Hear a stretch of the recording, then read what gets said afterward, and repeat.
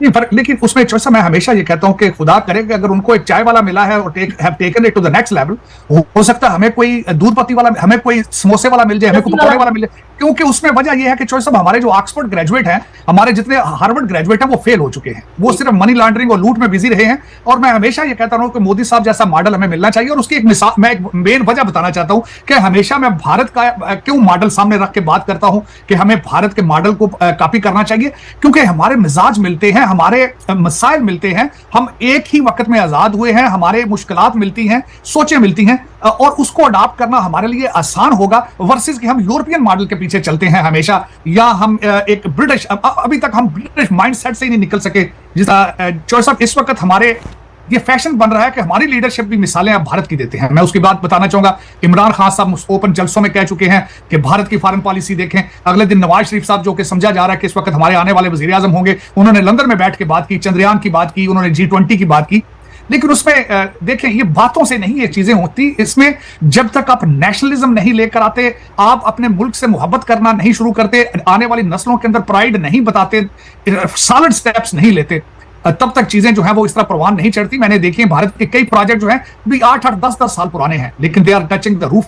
जिस तरह उनका आप बैंकिंग सिस्टम देखें, पेमेंट सिस्टम देखें उनका, और कई चीजें ऐसी हैं जो जिनकी एज सिर्फ 8-8, 10-10 साल है, लेकिन अब वो एक्सपोर्ट, बल्कि अपनी जो ये टेक्नोलॉजी है, they are exporting to the other countries.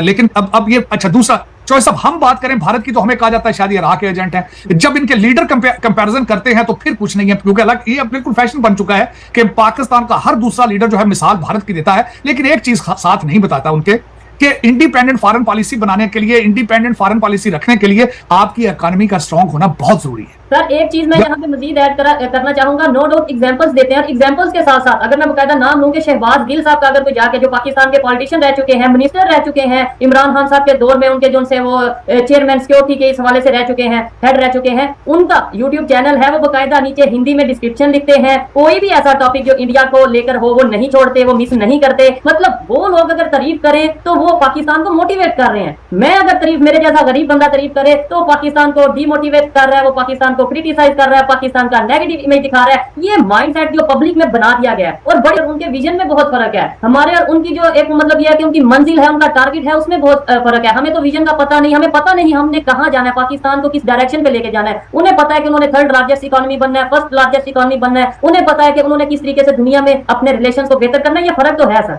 नहीं फर्क, लेकिन उसमें जैसा मैं हमेशा ये कहता हूं कि खुदा करे कि अगर उनको एक चाय वाला मिला है और have taken it to the next level, हो सकता है हमें कोई दूध पत्ती वाला, हमें कोई समोसे वाला मिल जाए, हमें कोई पकौड़े वाला मिल जाए। क्योंकि उसमें वजह यह है कि चॉइस, हमारे जो ऑक्सफोर्ड ग्रेजुएट हैं, हमारे जितने हार्वर्ड ग्रेजुएट हैं, वो फेल हो चुके हैं, वो सिर्फ मनी लॉन्ड्रिंग और लूट में बिजी रहे हैं। और मैं हमेशा ये कहता हूं कि मोदी साहब जैसा मॉडल हमें मिलना चाहिए। और उसकी एक मिसाल, मैं एक मेन वजह बताना चाहता हूं कि हमेशा मैं भारत का क्यों मॉडल सामने रख के बात करता हूं कि हमें भारत के मॉडल को कॉपी करना चाहिए, क्योंकि हमारे मिजाज मिलते हैं, हमारे मसाइल मिलते हैं, हम एक ही वक्त में आजाद हुए हैं, हमारे मुश्किलात मिलती हैं, सोचें मिलती हैं, और उसको अडॉप्ट करना हमारे लिए आसान होगा वर्सेस कि हम यूरोपियन मॉडल के पीछे चलते हैं हमेशा, या हम एक ब्रिटिश, अभी तक हम ब्रिटिश माइंडसेट से ही नहीं निकल सके। जिस तरह मैंने आपको कहा है कि आपकी सारी लीडरशिप, आपकी सियासी ब्यूरोक्रेसी, आर्मी, जजेस, सारे ब्रिटिश माइंडसेट है उनका, ये ज्यादती है इनको। और दूसरा, मैं जिस तरह आपको पहले कहता हूं कि सबसे बड़ा फर्क ये है कि भारत के जितने पुराने वजीर आजम होते हैं, भारत के जितने रिटायर्ड जजेस और जितने आर्मी जनरल होते हैं, सारे भारत में बैठे हैं, लंदन मूव नहीं होता। हमारे तो निकलते हैं तो फौरन शाम को ही शिफ्ट हो जाते हैं लंदन। ये बड़ा मेजर फर्क है। बिल्कुल आपकी बात ठीक है, माइंड सेट में फर्क है, लेकिन डीएनए सेम है। ये मैं जरूर कहूंगा, कई लोग कहते हैं हमारा डीएनए सेम नहीं है, डीएनए हमारा सेम है। मैंने इस पर बहुत रिसर्च की है, और अगर डीएनए सेम है और अगर हम कोशिश करें तो चीजें चेंज हो सकती हैं, बिल्कुल उसी तरह जिस तरह उन्होंने की है। लाहौर से 100 मील के फासले पे जब G20 हो रही थी तो मैंने कहा था कि लाहौर से 100 किलोमीटर के फासले पे दुनिया कुछ और है और हमारी तरफ दुनिया कुछ और है। लेकिन अगर हम पाकिस्तानी बनने की कोशिश करें, अच्छे इंसान बनने की कोशिश करें, अच्छे मुस्लिम बनने की कोशिश करें, तो मेरे ख्याल में थिंग्स आर पॉसिबल। एक तो हम सबसे बड़ी बात यह है कि हमने इस्लाम को समझने की कोशिश नहीं की एज ए फॉरेन रिलीजन, और उसमें अगर समझने की कोशिश भी की है तो हमने अपनी मर्जी का इस्लाम समझने की कोशिश की है। हालांकि जिस मजहब का नाम सलामती हो, पीस हो, वो नफरतें नहीं फैला सकता, लेकिन हम उनमें से ढूंढ के नफरतें इस्लाम में से उसका प्रचार करते हैं, जो विच इज मैं समझता हूँ कि गलत है। अब देखिए आने वाले दिनों में आई एम वेरी ऑप्टिमिस्टिक, बेहतर होगा, बेहतर की उम्मीद रखनी चाहिए। उम्मीद बेहतर की रखनी चाहिए। सर एक चीज जो मैंने इंडिया वालों में, क्योंकि आप शायद जानते होंगे कि मेरी ज्यादातर व्यूअरशिप जो सी है, क्योंकि हम कंटेंट इंडो पाक रिलेशन को लेकर करते हैं, इंडिया से ज्यादा देखा जाता है। एक चीज मैंने ऑब्जर्व की है, जो पाकिस्तान की गवर्नमेंट को 76 साल में समझ नहीं आई, हमारे अदारों को 76 साल में समझ नहीं आई, शायद हमारी पब्लिक को भी 76 साल में समझ में नहीं आई कि इंडिया वालों को अगर आप भारत को प्यार से कोई भी चीज मांगेंगे शायद वो जान भी दे देंगे, लेकिन हमारी हालत ये है, हमारी कंडीशन ये है कि रोटी खाने को पैसे नहीं है, लेकिन हम कहते हैं कि जज्बे के साथ हम लाल किले पे झंडा लहरा देंगे, जज्बे के साथ हम वो पूरा दिल्ली हैदराबाद को फतह कर लेंगे। ये चीजें जब वहां पे सुनी जाती हैं तो फिर वो पहले तो गुस्सा करते थे, अब वो मजाक करते हैं, वो हंसते हैं। बिल्कुल हंसना चाहिए भी। और दूसरा जो सबसे पहले मैं फर्स्ट हैंड इंफॉर्मेशन आपको बताना चाहता हूं कि मैं हर दूसरे साल भारत कूद जाता हूं, और मैं आप सोच नहीं सकते कि मैंने ऐसी ऐसी जगहों पे जाके मैं उनको बताता हूं जानबूझ के, उनका रिएक्शन देखने के लिए कि मैं पाकिस्तानी हूं। मैं ये नहीं कहता मैं अमेरिकन हूं, मैं पाकिस्तानी बताता हूं। आप सोच नहीं सकते कि वो कितना प्यार करती है दुनिया, आप सोच नहीं सकते। मैं एक दफा एक सरकारी डेलीगेशन के साथ गया था, मेरे साथ सारे अमेरिकन थे। उस न्यू दिल्ली के एक होटल में हम ठहरे हुए थे, सारा वो डिप्लोमेटिक एरिया था। मैं हैरान हूं, जितने अमेरिकन होते थे उनकी वो तलाशी लेते थे। जब मैं उनके साथ लाइन में लगता था, मुझे वो अक्सर कहते थे कि तार साहब आप इधर से गुजर गए, तुसी तो साडे बंदे। क्या बात है, मोहब्बतों की बात है ना, ये समझने की बात है, और ये तभी पॉसिबल होता है जब पीपल टू पीपल कनेक्शन हो। हमारे यहाँ पे शायद अब जब मैं इस फील्ड में आया तो मुझे ये भी समझ आ रही है कि शायद जानबूझ के मीडिया के थ्रू नफरतें फैलाई गई हैं कि कहीं लोग आपस में ज्वाइंट ना हो जाएं, लोग पीपल टू पीपल आपस में कनेक्शन करेंगे तो जितना भी प्रोपेगेंडा ये तो एक्सपोज हो जाएगा जो हमारी साइड से या जो ओवरऑल किया जाता है। सर ये डेफिनेटली चीजें हैं। नेक्स्ट सवाल की तरफ चलते हैं, क्वेश्चन की तरफ चलते हैं कि पाकिस्तान के बारे में डॉक्टर जयशंकर से सवाल किया गया नाम लिए बगैर। उन्होंने बोला कि आपके जो हमसाया कंट्री हैं, जिस तरीके से आप पाकिस्तान पोजीशन रखते हैं कि लोगों की यानी दूसरे कंट्रीज की हेल्प कर सकें, तो क्या आप अपने हमसाया की हेल्प करेंगे? उन्होंने बोला श्रीलंका की हमने हेल्प की, दुनिया देख रही है कि जैसे मुश्किल वक्त में हेल्प की, लेकिन पाकिस्तान की अगर बात करें तो उनके मसाइल वो हैं जो शायद हेल्प करने वाले ही नहीं है। मतलब उनका इशारा ये था, क्रॉस बॉर्डर टेररिज्म के हवाले से था, उनका इशारा ये था कि हमारी जो सी है अदारों की इंटरफेरेंस को लेके है कि हम किसके साथ मिलकर काम करें। नाम लिए बगैर उन्होंने ये बात की, क्या कहेंगे आप इसमें? चौसा मेरी जिसमें एक आप कंट्री बल्कि भूल रहे हैं, बांग्लादेश की मदद की उन्होंने। बांग्लादेश को जब गए थे मोदी साहब, इन्होंने वहां पे उनको ग्रांट भी दी थी, लोन भी दिए थे, श्रीलंका को भी दिए थे। नेपाल को मुसलसल हेल्प करता है भारत मुख्तलिफ तरीकों के साथ। और मैं ये समझता हूं कि अगर खैर मैं तो खैर इस चीज के हक में उनको पाकिस्तान को मदद चाहिए ही नहीं। मैं नहीं समझता कि पाकिस्तान एक गरीब मुल्क है। पाकिस्तान एक करप्ट मुल्क है, गरीब मुल्क नहीं है। आपने आजकल एक ट्रेंड नहीं देखा होगा कि जहां वो डॉलर ढूंढने के लिए छापे मारते हैं, वहां से अरबों रुपए निकलते हैं, ट्रकों से लेके जाना पड़ता है। तो ऐसा मेरा आपसे क्वेश्चन है, गरीब मुल्कों के अंदर इस वक्त जितनी V8 टोयोटा आपके लाहौर, इस्लामाबाद, कराची में चल रही है, गरीब मुल्कों में चलती है वो? नहीं, ऐसा नहीं होता सर जी। आप आज चले जाएं PC लाहौर में, चले जाएं सरीना, चले जाएं आप शेरेटन, हर होटल में चले जाएं, कमरा ही नहीं मिलता। शादियां होती हैं तो वहां पे रश ऐसा लगता है कि शायद वो ब्रांड वाले फ्री कुछ खाना दे रहे हैं या कुछ फ्री आइटम्स दे रहे हैं, ऐसा रश लगता है। सब आप गरीब मुल्क नहीं है, आप करप्ट मुल्क है। मैं तो बल्कि आप कहते हैं ना कि भारत आपकी मदद करे, मैं तो ये चाहूंगा IMF भी आपकी मदद ना करे, क्योंकि वो मदद नहीं है, वो तो सिर्फ आपके रूलिंग एलीट के जेब खर्चे हैं, लंदन और न्यूयॉर्क के और टोरंटो के। वो जो पैसा IMF से या सऊदी अरेबिया से आप जो लेते हैं UAE का, वो तो पाकिस्तान पहुंचता ही नहीं। उसकी मेजॉरिटी तो वो सारी चली जाए। आज तक किसी गवर्नमेंट ने बताया, आज जो गवर्नमेंट बैठी है, कोई सवाल उनसे कर सकता है कि IMF के पिछले पैसे आए वो कहां गए? तभी कोई पूछ सकता है CPEC के जो आप सऊदी अरेबिया से पैसे लेते हैं वो कहां जा रहे हैं? जो आपने $26 बिलियन चाइना का लूटा है वो कहां गया है? बल्कि मैं अगला सवाल उस पे मैं डिटेल में जाना चाहूंगा कि चाइना के साथ आप क्या चाइना कहा यह जाता है, पाकिस्तान में बच्चे को बताया जाता है कि चाइना आयरन फ्रेंड है, हर मुश्किल वक्त में कोहे हिमालय से ऊंची दोस्ती है, ये है वो है। लेकिन CPEC ने सर, ये डॉक्टर जयशंकर ने भी जिक्र किया नाम लिए बगैर, उन्होंने प्रोजेक्ट्स के बारे में इशारा किया। सर CPEC के बारे में कहा जाता था गेम चेंजर है, 50 साल पाकिस्तान बिल्कुल कोई काम भी ना करे, बैठ के पाकिस्तान की पब्लिक खाएगी। तो ये मैं ये समझता हूँ ये तो उल्टा हमारे सर पे अजाब, हमारे सर पे बोझ बना हुआ है, ना तो ये प्रोजेक्ट पूरा हो रहा है, उल्टा हमें इसकी वजह से मकरूज होना पड़ रहा है। तो ये चाइना हमारे साथ दोस्ती कर रहा है, दुश्मनी कर रहा है। देखें आप उनके साथ देखें, उन्होंने दुश्मनी तो दोस्ती क्या करनी है उनकी। सबसे पहले तो बात बताना चाहूंगा, वो जो भी देते हैं साथ गुर्दे लिखवा लेते हैं। उन्होंने श्रीलंका से गुर्दे लिखवा लिए थे। ग्वादर में आपके साथ वो चाहते थे आना, क्योंकि वो, और बल्कि वो ग्वादर बना रहे थे अपनी आर्मी के लिए और अपनी सारी नेवी के लिए, और उसमें आपने उनसे $26 बिलियन उनका लूट के पिज़्ज़े बनाए। आपने सारी दुनिया को पता, मैं कोई नई बात नहीं कर रहा हूं। जो उस वक्त के आर्मी, जो उस वक्त के रिटायर्ड जनरल साहब थे, जो CPEC के इंचार्ज थे, उनके ऊपर इल्जाम लगाया गया था, उनके ऊपर ये खबरें बनी थी। फिर उन्होंने एक हाथ के साथ लिख के लेटर मेरे अमीरुल मोमिनीन इमरान खान साहब के सामने रखा था, तो उन्होंने उनको क्लीन सर्टिफिकेट दे दिया था। और उसके बाद एक चीज मैं बता, चाइना और पाकिस्तान के रिलेशनशिप में सिर्फ और सिर्फ एक चीज कॉमन है, भारत के साथ जो है वो दुश्मनी। आप हमेशा जो दुश्मन भारत को करके चाइना को खुश करने की कोशिश करते हैं, अपनी दुश्मनी उनके सामने बेचते हैं जब भी आपको जरूरत पड़ती है। तो सर अब इस वक्त आने वाले टाइम में चाइना और इंडिया के रिलेशन बेहतर होते हैं, फिर पाकिस्तान का क्या बीच में रोल रहा है? आप फारग हो जाए, आप बिल्कुल फारग हो जाए। आज भी आप ना उधर के ना इधर के, मैं बताने की कोशिश अगले लफ्ज में आपको बताना चाह रहा था। भारत के अंदर बहुत बड़ी खबर पिछले दिनों चली है मीडिया के अंदर कि हमारे अमेरिकन एम्बेसडर जो हैं वो ग्वादर गए हैं और उसके बाद वो गिलगित गए हैं, वो चित्राल उस एरिया में गए हैं। बड़ी खबरों में आए जो इस वक्त आपके अमेरिकन एम्बेसडर हैं, उसको वेस्टर्न मीडिया किस तरह ले रहा है। ये अंदर की खबर ये बताई जा रही है कि इस वक्त चाइनीज आपसे बेजार हैं क्योंकि उनके जो मंसूबे हैं कामयाब नहीं है, वो अपने पैसे और अपने कर्जे वापस मांग रहे हैं। और इसमें अमेरिकन एम्बेसडर का सिर्फ ग्वादर जाना और इस एरिया में जाना सिर्फ ये था कि एक डिप्लोमेटिक मूव है कि चाइना को बताया जाए कि we have a plan B as well, कि अगर तुम हमसे तो आप हमसे पैसे मांगोगे, हमें आंखें दिखाओगे तो हम IMF बंद करते, आप हम CPEC बंद करके तो अपने अमेरिकन दोस्तों के साथ वापस चले जाएंगे, IMF के साथ चले जाएंगे। ये एक यहाँ पे मीडिया ये बातें कर रहा है। लास्ट में क्वेश्चन ये है कि क्या जैसे 7 साल बाद 8 साल बाद almost Pakistan cricket team India गई है, आखिर ये पॉसिबल हुआ क्या आने वाले टाइम में चाहे 7 साल लगे 8 साल लगे, कोई रिलेशन भी बेहतर होंगे, कोई यहाँ से प्राइम मिनिस्टर वहां जाएंगे जैसे बांग्लादेश के प्राइम मिनिस्टर जाती हैं या दूसरे कंट्रीज के, क्या ये भी कोई पॉसिबिलिटी है? देखिए इस वक्त जो सब मैं देख रहा हूँ कि जो बर्फ है वो मेल्ट हो रही है, उसकी वजह यह है कि अब हमारी जो एस्टेब्लिशमेंट है वो भी समझती है कि भारत के साथ रिलेशनशिप ठीक होने चाहिए।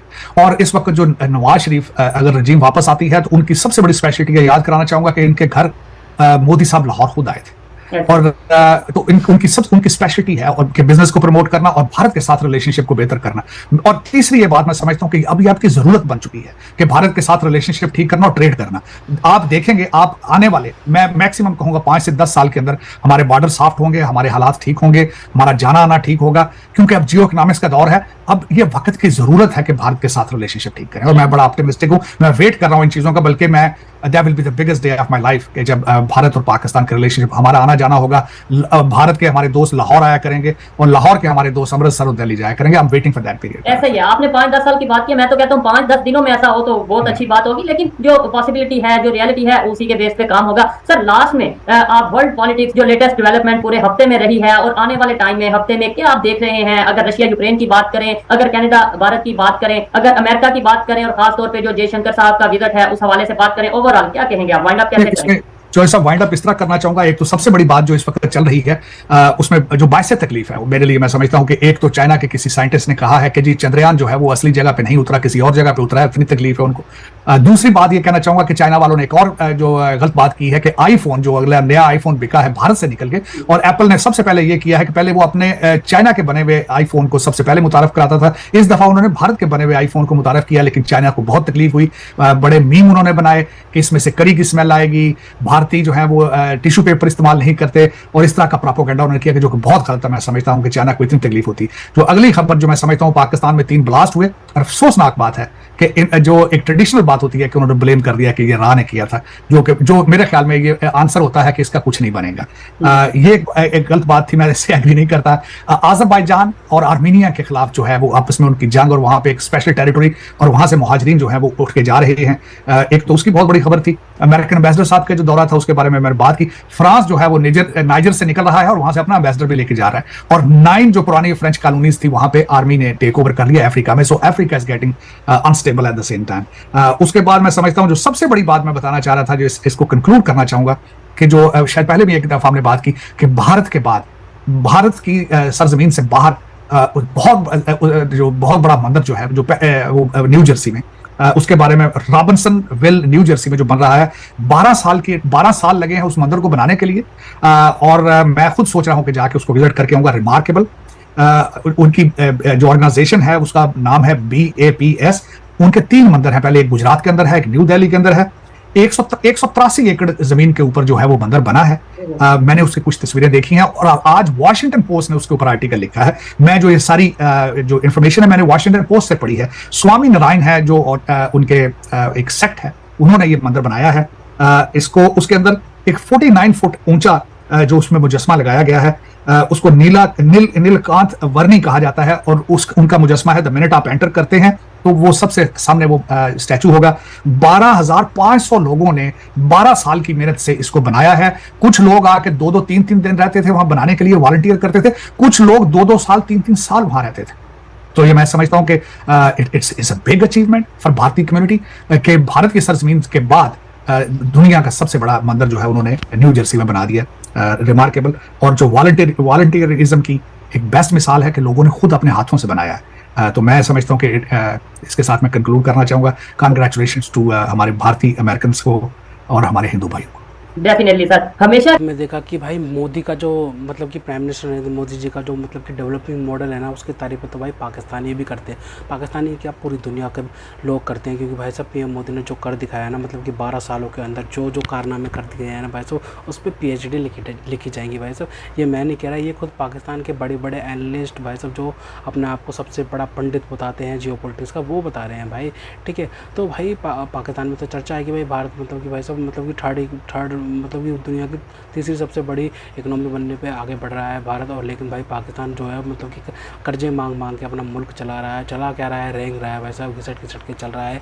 मतलब कि भाई साहब ऐसे चलना नहीं कहते, मतलब कि भाई, क्योंकि भाई मतलब कि पाकिस्तान ने ऐसा कर रखा ना अपना मुल्क को भाई साहब कि भाई भीख भी मांगता है, उसके बाद जूते भी खाता है अमेरिका से। अमेरिका तो वैसे भी अमेरिका तो वैसे भी अब टुकड़े फेंकता है पाकिस्तान को, तो अमेरिका तो अपने इशारों पर नचाता है। लेकिन भाई हमारा वो टॉपिक नहीं है, हमारा टॉपिक है कि प्राइम मिनिस्टर नरेंद्र मोदी ने किस तरीके से डेवलपमेंट किया है। Prime minister Narendra Modi development model often termed Modinomics combined pro-market economics reforms with technology-driven welfare. Its core pillar prioritize privatization and infrastructure growth to fuel global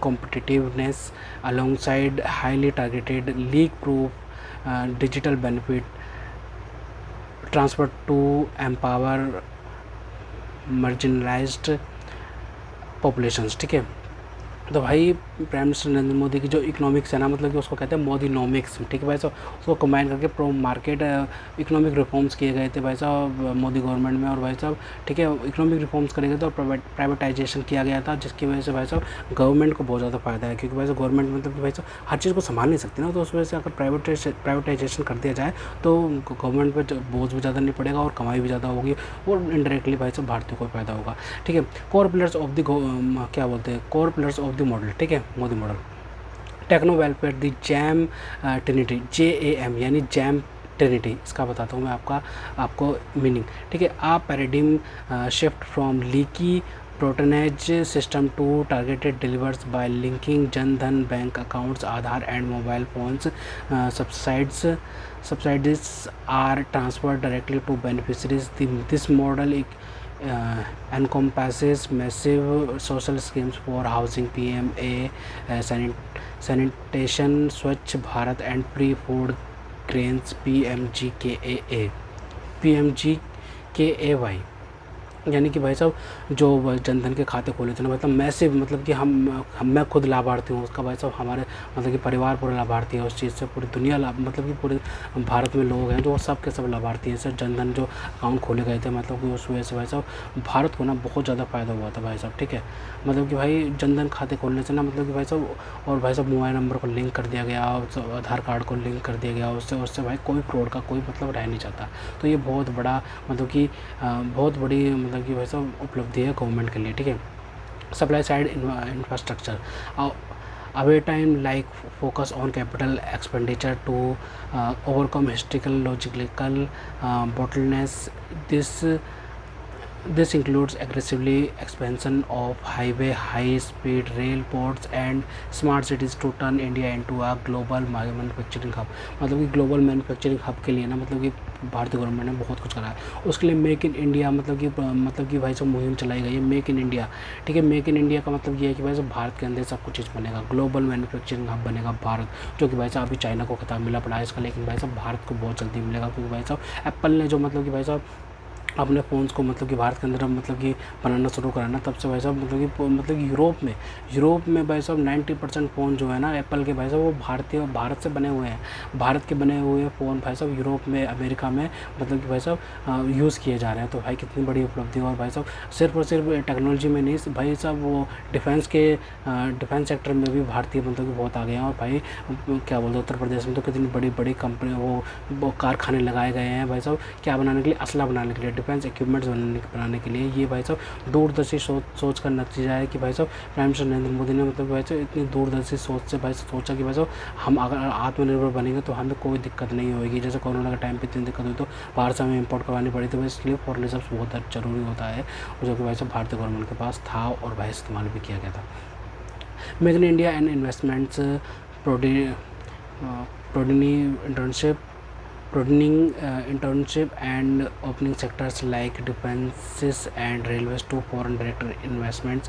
FDI, the government act as a facilitators rather than just a regulator to attempt global supply chains. यानी कि भाई साहब make in India में जो invest करे, मतलब कि foreign FDI कहते हैं, फॉरेन डायरेक्ट इन्वेस्टमेंट। इससे भाई साहब मतलब कि भाई साहब जो भी मतलब कि किसी भी कंपनीज़ में कोई पैसा लगाता है या फिर किसी भी क्षेत्र में या फिर कोई डेवलपमेंट में पैसा लगाता है तो उसे फॉरेन डेवलपमेंट इन्वेस्टमेंट कहा जाता है, उसके बदले में उसको पैसा मिलता है बाद में। लेकिन भाई साहब वो मतलब कि फॉरेन डायरेक्ट इन्वेस्टमेंट्स भाई भारत के लिए ना बहुत अच्छी है, भारत के डेवलपमेंट के लिए बहुत अच्छी है, ठीक है। जितनी फॉरेन डायरेक्ट इन्वेस्टमेंट्स आएगी वो बहुत अच्छी चीज़ होगी भारत के लिए, ठीक है। Digital public transformation, digital public infrastructure DPI, cultivating a vast indigenous digital ecosystem. The unified payment interface UPI allows for real-time zero-fee digital transactions, bringing millions into the formal economy. मतलब कि फॉर्मल इकोनॉमी में जो भाई साहब ये UPI जो डाला गया है ना भाई साहब, ये बहुत बड़ी चीज़ है, नील का पत्थर है भाई साहब ये UPI हर एक को यूज़ करता है, मैं खुद यूज़ करता हूँ भाई साहब। UPI से मतलब कि जीरो फी डिजिटल ट्रांजैक्शन होती है। इसमें मतलब कोई भी पेमेंट करो, 1 रुपये करो या 1000 रुपये करो या फिर 10,000 की करो भाई साहब, 0% रुपीज़ मतलब 0% में मतलब डिजिटल ट्रांजैक्शन हो जाती है। ये कितनी बड़ी बात है। और फिर कहते हैं कि मोदी ने किया है, मोदी को हटाओ, ये करो वो करो, कहते रहते हैं लोग, कहते रहे, लेकिन भाई साहब जिनको वोट देना है वो मोदी को वोट देंगे, क्योंकि उन्हें पता है कि हमें कितना फ़ायदा हो रहा है मोदी गवर्नमेंट की वजह से। तो दोस्तों अगर आपको हमारी ये वीडियो पसंद है तो कम से कम व्हाट्सएप पर जरूर शेयर कीजिएगा, साथ साथ चैनल को सब्सक्राइब करके हमारा मनोबल जरूर बढ़ाएगा, ताकि हम आपके लिए ऐसे ही मनोरंजन बस बनाते रहें। तो ऐसे मिलते हैं आपसे अगली वीडियो में, तब तक के लिए जय हिंद।